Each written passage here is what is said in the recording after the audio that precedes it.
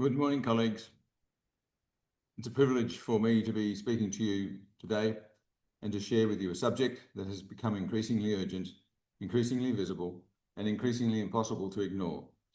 The phenomenon of so-called turbo-cancers is no longer something whispered in oncology clinics or discussed cautiously in research forums. It's here with us, confronting us in the wards, challenging our assumptions in pathology, and shaking the foundations of what we thought we knew about cancer biology. When I first began to review the evidence and to listen to colleagues across the world, I realized that what we were observing was not simply a continuation of known patterns of malignancy.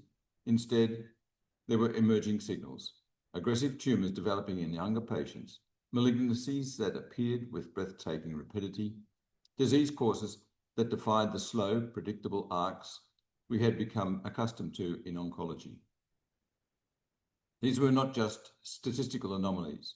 They were lives, families, and communities disrupted by disease that seemed to appear from nowhere and to progress at frightening speed.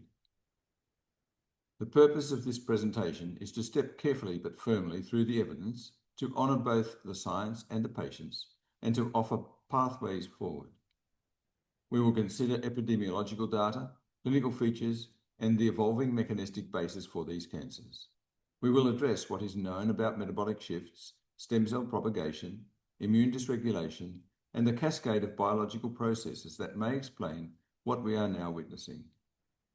Finally, we will confront the ethical and policy implications of these realities. The title itself, Turbo Cancers, is provocative, but it is necessary. It forces us to recognize that we are seeing malignancies with a speed and aggression that demand a new category, a new way of thinking. The framing is important because without it, there is a risk that these phenomena are dismissed as coincidence or hysteria. But when the same patterns are repeated across continents and across specialties, the responsible position is to investigate, to question, and to refuse to look away. Here we place these observations in the context of global cancer statistics. For decades, cancer incidence and survival curves have followed relatively stable trajectories. Yes, we have seen gradual increases in certain cancers associated with lifestyle or environmental exposures, and modest improvements in survival due to earlier detection and better therapies. But since the pandemic period, sharp deviations have been reported. Pathologists, oncologists, and epidemiologists are noticing upticks in cases of breast, colorectal, and hematological malignancies among cohorts that were previously considered low risk. The data is imperfect, fragmented, and often suppressed, but it is nonetheless compelling. In some registries, the incidence of aggressive lymphomas has increased disproportionately in younger age groups. In others, cancers of the pancreas and brain, traditionally diseases of later life, are being diagnosed earlier and progressing faster. These statistical tools used by public health authorities have often failed to capture these sudden changes because they are designed to track gradual shifts, not stepwise surges. Yet, behind every number is a patient, and behind every patient is a story that demands to be heard. This is where the abstraction of numbers gives way to the reality of lived experience. Clinicians across the world are describing patients who present with tumours that seem to come out of nowhere. Advanced disease in individuals who, only weeks before, were asymptomatic. We are hearing stories of breast cancers that double in size within months, lymphomas that progress from diagnosis to fatality in shockingly short periods, and glioblastomas that seem to defy every known prognostic marker. These are not isolated anecdotes, but clusters, patterns repeated again and again. As a physician, one is trained to distrust anecdote, to look for the random and the coincidental. But when patterns persist, when the improbable becomes commonplace, the duty is to investigate, not to dismiss. These clinical features form the human face of turbo cancers. They are the reason we cannot retreat into silence. or into the safety of statistical averages. They compel us to ask the hardest questions of our science, our regulators, and ourselves. The mechanistic hypotheses. As we turn to the mechanistic side, we move from observation into explanation. The question before us is simple to ask, but difficult to answer. Why are these cancers behaving differently? Several biological hypotheses are being advanced, each intersecting with the other. One of the strongest lines of inquiry relates to immune dysregulation. We know that effective cancer surveillance depends on a vigilant immune system. T cells that recognize abnormal cells, natural killer cells that destroy them, and dendritic cells that orchestrate responses. When this system falters, cancers gain opportunities to establish themselves and to proliferate unchecked. There is also evidence that genetic and epigenetic instability may be heightened under certain conditions, creating fertile ground for oncogenesis. We are seeing discussions around the role of disrupted DNA repair mechanisms, aberrant methylation patterns, and accelerated mutational loads.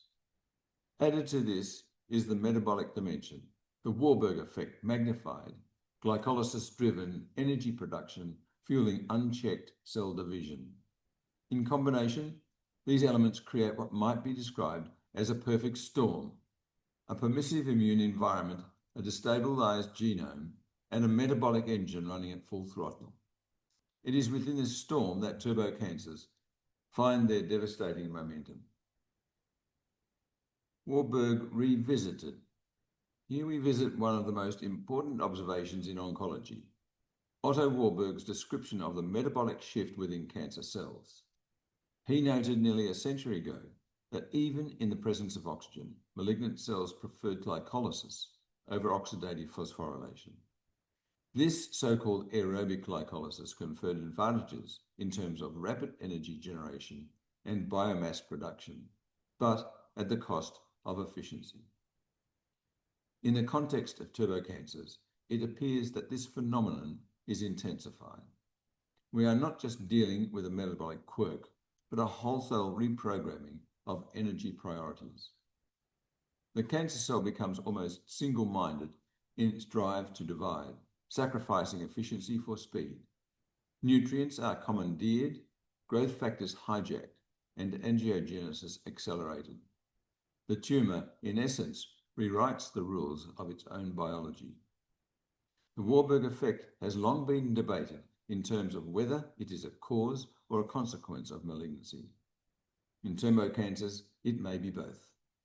The shift appears early, aggressively, and in ways that leave little time for host defenses to respond. This forces us to think again about metabolic therapies, about interventions that might interrupt this pathological energy pathway, and buy time for immune or pharmacological responses to act. Immune dysregulation. The immune system is our constant sentinel, the ever-vigilant guard against malignancy. Yet, in these cancers, we see clear evidence that the sentinel has been blinded or disarmed. T-cell exhaustion is one of the emerging features, a state in which T cells lose their capacity to proliferate and kill abnormal cells. Cytokine imbalances, including elevated inflammatory mediators, create environments in which tumors can flourish rather than be suppressed. We must also consider the disruption of natural killer cell function and the impairment of antigen presentation.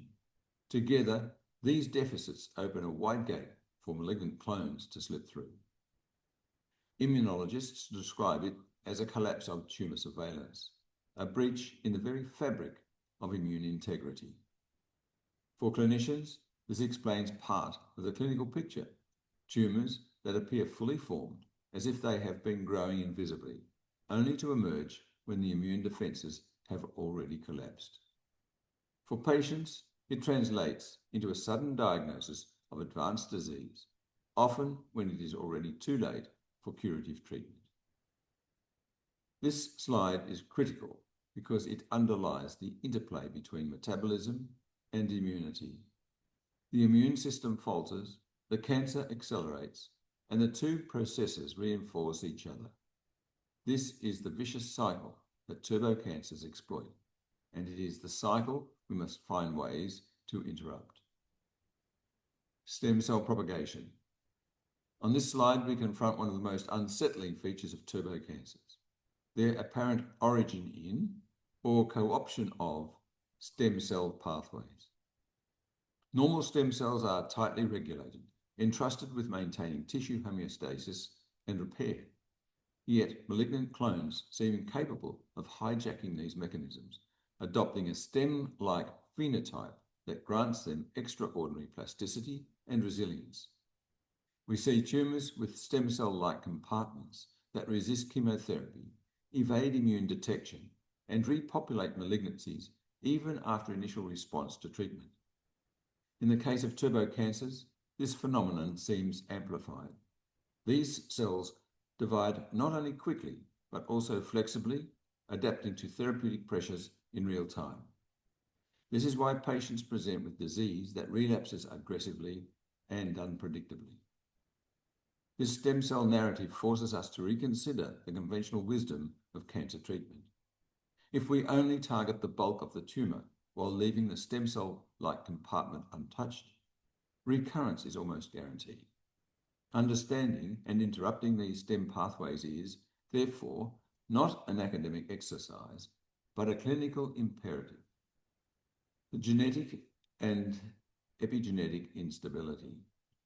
Here we turn to the genomic landscape. Turbocancers exhibit instability that is not merely incremental, but catastrophic. Chromosomal aberrations, copy number variations, and hypermutation signatures appear at levels not usually seen in such early disease.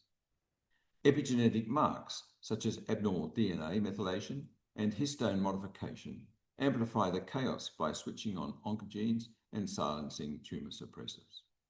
It is as though the malignant genome has been set loose without constraint, rewriting itself with every division. For researchers, this presents a moving target. By the time we characterise one mutational profile, the tumour has already shifted.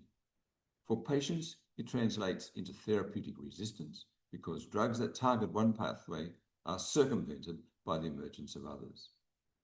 The acceleration of instability in turbocancers challenges the entire paradigm of precision oncology. Precision requires stability, a constant target to aim at. But when instability itself becomes the hallmark, then we must shift towards strategies that restore order rather than chasing each fleeting mutation. Root framework: risk, onset, observation, treatment. This slide introduces a conceptual framework, Root 4, designed to help us think systematically about these malignancies. The acronym stands for Risk, Onset, Observation, and Treatment.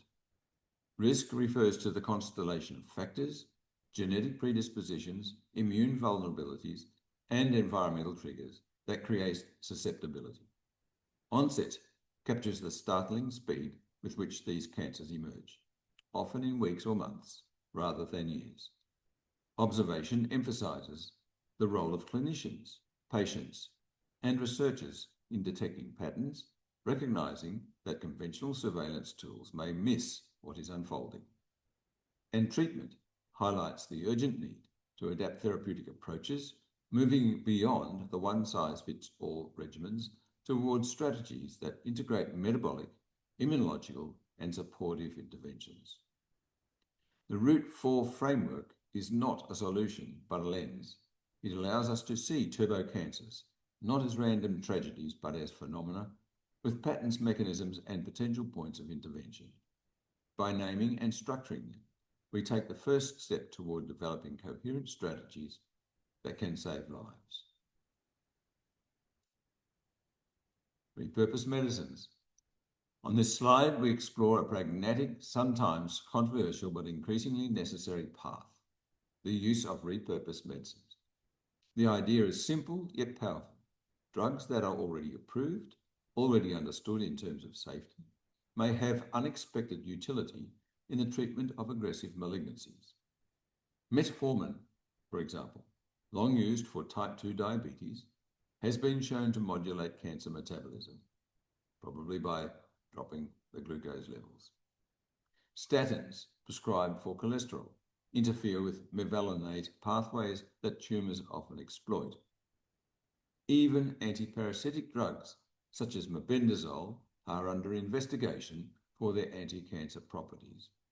Ivermectin, fenbendazole, mebendazole are three antiparasitic drugs that are being found extremely useful in some cancer patients.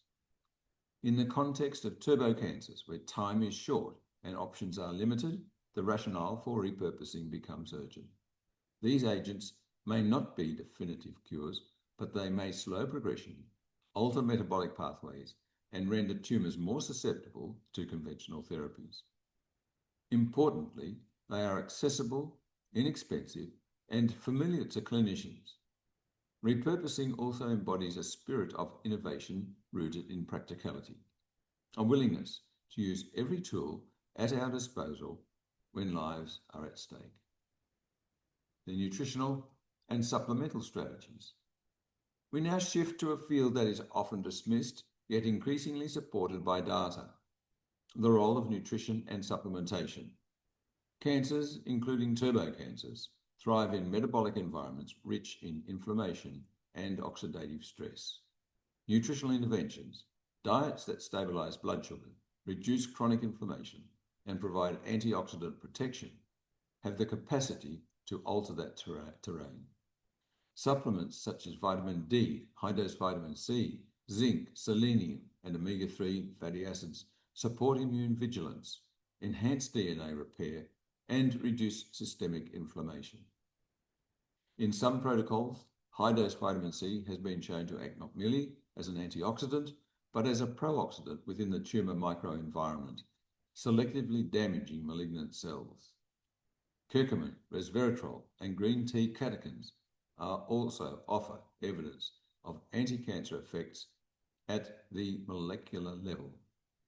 The goal here is not to suggest that nutritional measures alone can cure turbocancers. Rather, they form a part of a comprehensive approach that empowers patients, reduces toxicity, and addresses root causes at the metabolic and cellular level. To negate these strategies is to deny patients an essential dimension of defense. In fact, it's an extremely important measure and dimension of defense. Patient choice and consent. Here we arrive at a principle that transcends biology and medicine: the patient's right to choose, the patient's also right to know. In the face of rapidly progressing cancers, the temptation of the system is to act decisively, to impose protocols in the name of urgency. But true medical ethics demands that urgency never overrides autonomy. Every patient deserves full, free, and informed consent. Not only the right to say yes to a treatment, but also the right to say no or to seek alternatives. Choice is not an obstacle to medicine, it is its foundation.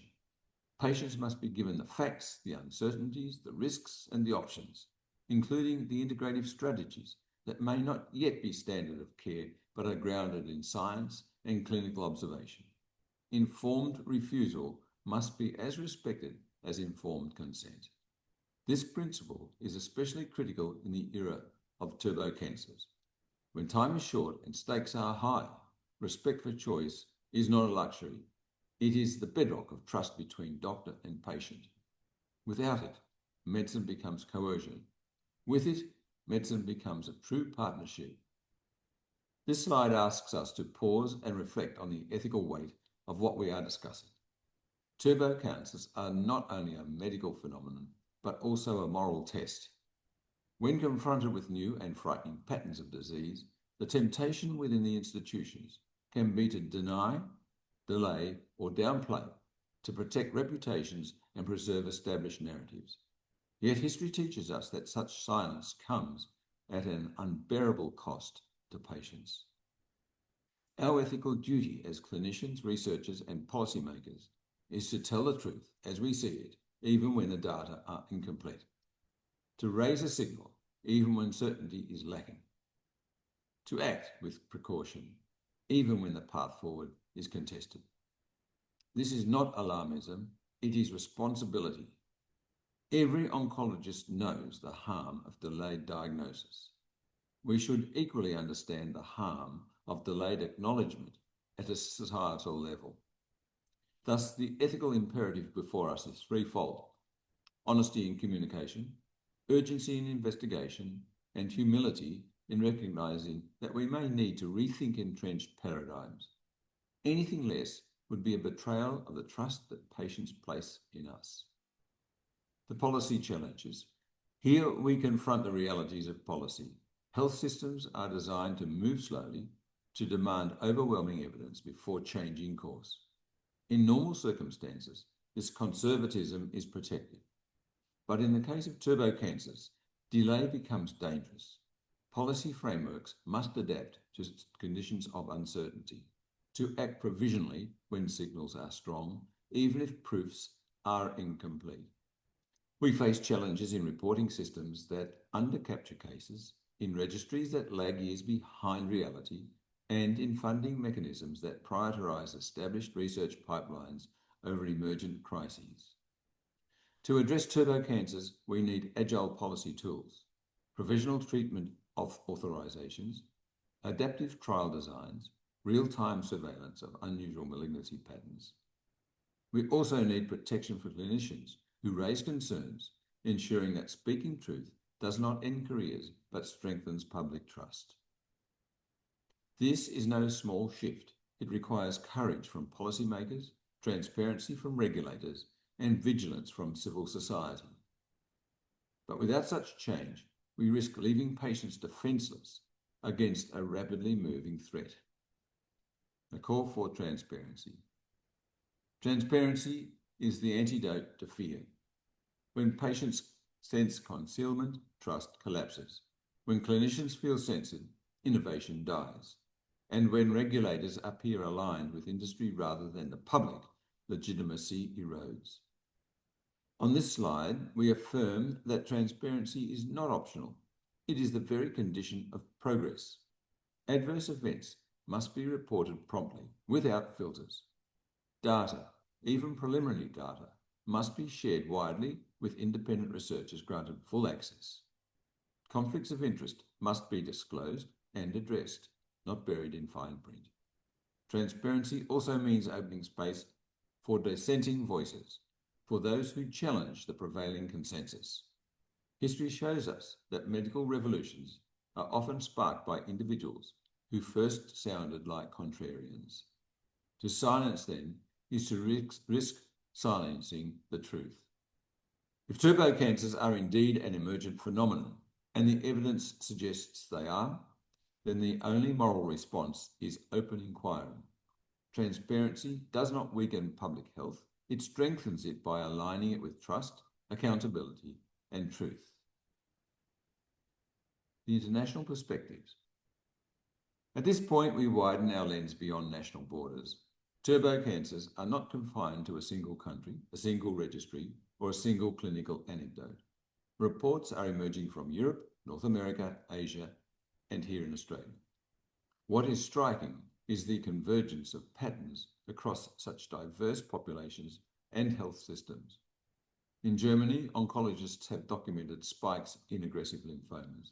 In Japan, clinicians note unusual surges in pancreatic and gastric cancers among younger cohorts. In the United States, pathologists report a disturbing rise in glioblastomas that appear resistant to conventional treatment from the outset. These reports are often fragmented, buried in supplementary tables, or circulating in professional networks rather than official publications. Yet, the consistency of the signal cannot be ignored. The international perspective is vital because it removes the possibility of parochial explanations. If these were local anomalies, one might attribute them to reporting errors or unique exposures. But when patterns echo across continents, we are compelled to see them as global signals. And with that recognition comes a global responsibility to act. The research priorities. This slide is forward-looking. Having defined the problem and considered its mechanisms, we must now prioritize research. The first priority is surveillance, creating real-time registries that capture not only incidents, but also clinical course, molecular features, and outcomes. We need data that are transparent, timely, and globally accessible. The second priority is mechanistic study. What precise immune disruptions are common to these cases? Which metabolic shifts define their rapid growth? Are there specific genetic signatures that distinguish turbo cancers from their conventional counterparts? These questions demand urgent exploration, not over decades, but within months. The third priority is therapeutic innovation. This includes trials of repurposed medicines, integrative approaches, and novel immunotherapies designed specifically for aggressive malignancy. Here, adaptive trial design will be essential. Flexible structures that allow hypotheses to be tested and refined in time. Finally, we must fund this research independently, free from the conflicts that have plagued other domains. Only independent inquiry can build the trust and credibility necessary to confront this crisis. The role of integrative medicine. Here, we acknowledge a vital dimension often neglected in mainstream oncology, the contribution of integrative medicine, integrative oncology, nutritional oncology, etc., etc. Patients with turbo cancers do not have the luxury of waiting for decades of trial data. They need strategies now that can enhance resilience, improve quality of life, and potentially extend survival.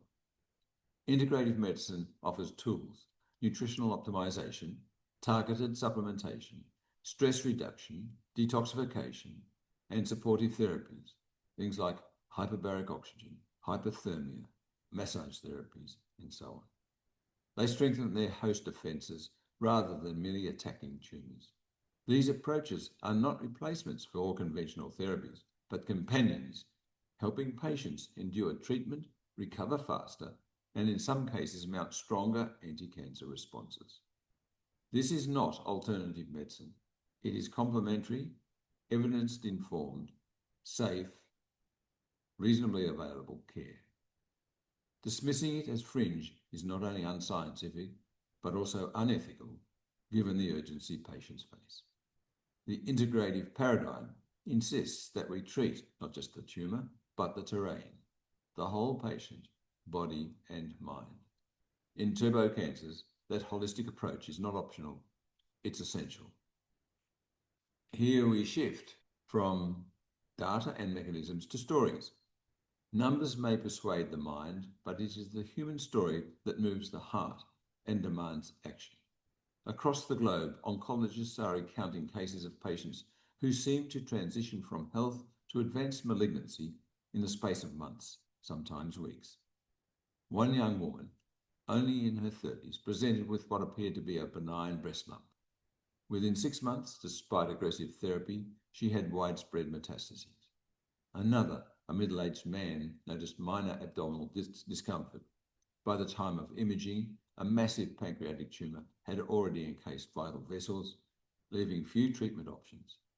These are not isolated tragedies, but recurring narratives.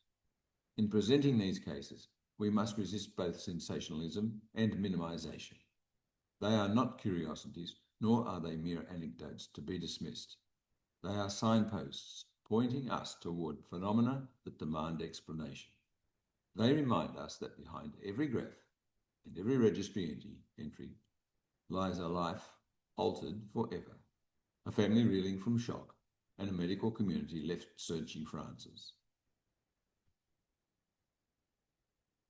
Now we confront an uncomfortable truth. The data we most need are often hidden from view.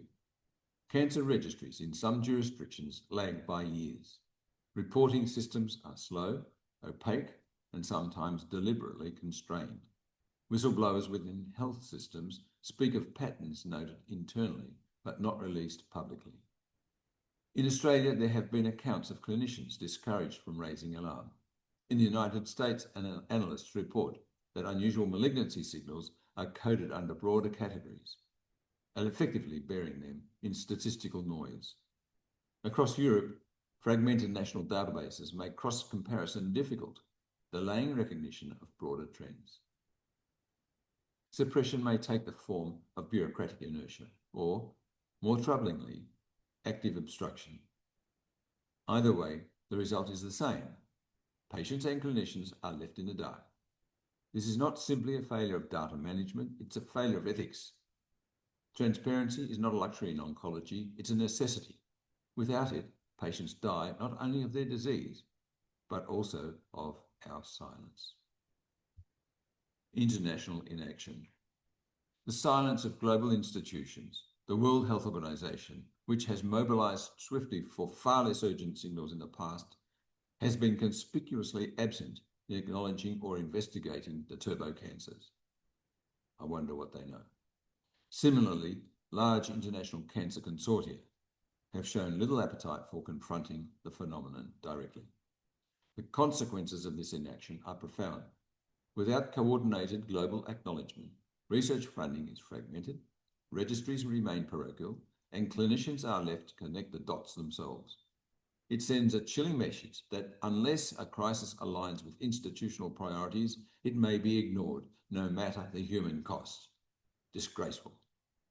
But silence will not make the problem disappear. The longer these institutions hesitate, the more credibility they lose. And into that vacuation steps distrust, fueling cynicism amongst the public and frustration among the clinicians.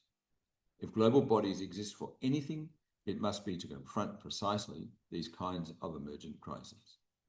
Their failure to act is not only disappointing, it is dereliction. So, towards solutions. Having confronted the reality of turbo cancers, we must now turn to solutions. The essence of medicine is not only to diagnose, but to heal, to chart a path forward, even when the terrain is uncertain. The first solution lies in recognition. We cannot solve what we will not name. By naming turbo cancers, we create a category for research, surveillance, and treatment innovation. The second solution lies in collaboration. No single discipline can address this alone. Oncologists, immunologists, molecular biologists, epidemiologists, and integrative medicine practitioners and specialists must join forces. We need new consortia, free of silos, working with urgency to map mechanisms, share data, and accelerate therapies. And the third solution lies in prevention. Even as we study treatments, we must act to reduce risk through strengthening immunity, supporting metabolic health, and reducing toxic exposures. The power of prevention must be elevated alongside the search for cures. So a new charter for cancer care. I propose a broader framework. Turbo cancers expose not only biological vulnerabilities, but systemic ones. They reveal the fragility of our data systems, the inertia of our institutions, and the blind spots of our therapeutic paradigms. Addressing them requires a new charter for cancer care. Such a charter would enshrine transparency, patient choice, and rapid responsiveness. It would require research funding streams insulated from conflicts of interest. It would embrace integrative medicine as an essential dimension of care, a central dimension of care, an essential and central dimension of care. And it would put prevention on equal footing with treatment, recognizing that the health of the populations is shaped as much by nutrition, environment, and lifestyle as by drugs and surgery. This is more than reform, it is re-foundation. The old paradigm is faltering. The old paradigm has failed. A new one must rise to meet the realities of these turbo cancers. One that treats patients as partners, embraces evidence in all its forms, and acts with the urgency that this crisis demands. We arrive now at the close of this presentation, but not at the end of the work before us. This evidence is clear enough to demand action. Turbo cancers are real, they are devastating, and they require a response at every level of medicine and policy. The call to action is simple yet profound: to investigate without delay, to treat with every tool at our disposal, to honour patient autonomy, and to reform the systems that have failed to respond with urgency. Each of us has a role, whether in research, clinical care, policy advocacy, or education. Let's not leave this conference with curiosity alone. Let's leave with commitment to build the registries, to pursue the research, to protect patients, and to tell the truth, even when it's uncomfortable. Only then can we face our patients with integrity. Only then can we say that we have done all that could be done. Thank you very much.